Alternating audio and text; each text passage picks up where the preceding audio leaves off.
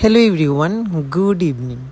আবারও নিয়ে চলে আসলাম আমার একটা ছোট্ট ভিডিও তোমাদের সাথে।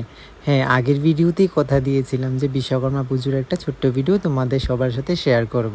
তো আমরা প্রকৃতির দৃশ্য দেখতে দেখতে পৌঁছে গেলাম দাদাভাইয়ের গাড়ির দোকানে।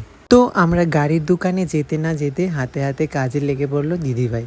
আর গিয়ে দেখলাম সব বাকি স্টাফেরাও চলে এসেছে দোকানে। তো এদিকে আছে দাদাভাই, এদিকে ভাগ্নে আর দিদিভাই হাতে হাতে কাজকর্মগুলো সারছিল। তার কারণ পুরোহিত কাকু আসবে, একটা তাড়াহুড়োই ছিল। তো ভাগ্নে বসে আছে আর বাকিরা যে যার মতো করে কাজ করছে। তারপর দিদিভাই চলে গেছে ঠাকুরকে বরণ করতে, কারণ কাল রাতে এনেছিল ঠাকুর। কাল রাতে দিদিভাই যায়নি ঠিকই, কিন্তু আজ সকালে যাওয়াতেই দিদিভাই ঠাকুরটাকে বরণ করেও নিল। তারপর দিদিভাই এক এক করতে করতে দ্বারগড় বসিয়েও দিল, দরজার দুই সাইডে দুটোই। হ্যাঁ, আমরা সবাই জানি বাঙালি বাড়ির অনুষ্ঠানে বিয়ে বা পুজোতে কলা গাছ আর দ্বারগড় বসাতে লাগে। তো এদিকে সব কিছুই রেডি, অপেক্ষায় শুধু ঠাকুরমশাই আসার। তারপর দোকানের প্রত্যেকটা স্টাফেরা মিলে লাগাচ্ছিল দরজায় মালা। হ্যাঁ, অনেকক্ষণ ধরেই বলছি দাদাভাইয়ের গাড়ির দোকান। হ্যাঁ, গাড়ির দোকানের নাম হচ্ছে বিডি মোটরস। হ্যাঁ, তোমরা দেখতেই পাচ্ছ এখানে অনেক রকমের মারুতি গাড়ি রাখা আছে। শুধু আমি না, অনেকেই আছে এই দোকানের ছোট্ট ছোট্ট ভিডিও ক্লিপও শেয়ার করে সোশ্যাল মিডিয়া। হ্যাঁ, আর এই দোকানের লোকেশনটা হচ্ছে শিবম সলিট্রি, কাশীপুর শেরওয়ালির ঠিক পাশেই। হ্যাঁ, যদি তোমরা কেউ আসতে চাও গাড়ি সার্ভিসিংয়ের জন্য বা রিপেয়ারিংয়ের জন্য আসতে পারো, খুব ভালো গাড়ি সার্ভিস দেয় এই দোকানে। হ্যাঁ, শুধু আমার দাদাভাইয়ের দোকান বলে বলছি না, তোমরা এসে সার্ভিসিং ভালো বুঝে তোমরাও দেখতে পারো। আর তার মধ্যে মাসি, মা, ভাই সবাই চলে এসেছে। তার মধ্যে ঠাকুর মশাইও এসে পুজোতেও বসে পড়লো।